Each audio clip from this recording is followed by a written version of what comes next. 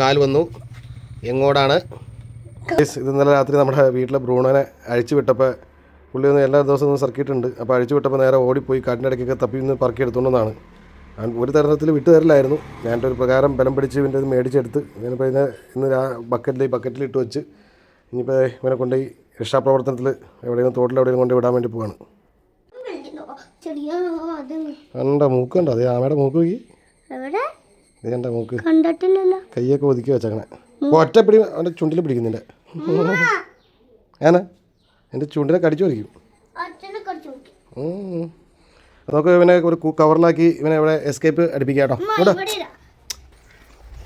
കിടന്ന് പിടയ്ക്കാണ് കേട്ടോ പുള്ളി നമുക്ക് വീട്ടിൽ നിന്ന് പോകാൻ താല്പര്യപ്പെടില്ല എന്നോ. കുഞ്ഞുട്ടിന് പനിയായിട്ട് പോലും കുഞ്ഞുട്ടി ഈ കാര്യങ്ങൾക്കൊക്കെ ഭയങ്കര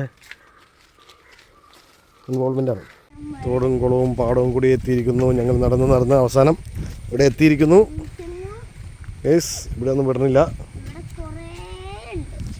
ഓക്കെ, ഇവിടെ കൂട്ടി ഞാൻ ആരെങ്കിലും പൊക്കിക്കൊണ്ട് പോകും. പനിയൊന്നും വകവയ്ക്കാണ്ട് കുഞ്ഞുട്ടൻ അങ്ങനെ ഇറങ്ങിയിരിക്കുകയാണ്. പതുക്കെ ആ സെറ്റ്. ഇതിൻ്റെ ഉള്ളിൽ ചെറിയൊരു കുളമുണ്ട്, അവിടെ കിടന്നോളും. പാവത്തിനെ ഇറക്കി വിട്ടോ. അവിടെ പോട്ടെ ഓടിപ്പോട്ടെ. ആ പോട്ടെ രക്ഷപ്പെട്. എസ്കേപ്പ് അടിച്ചോ. ദേവുണ്ട് കുഞ്ഞുട്ടാ. ദേവുണ്ട് കുഞ്ഞുട്ടൻ. ആമ ദേവാണ്. അയ്യ എന്നാ സ്പീഡാ പോയത് നോക്കി. സന്തോഷായില്ലേ? ഹാപ്പി ആയില്ലേ? കൈയടിക്ക്.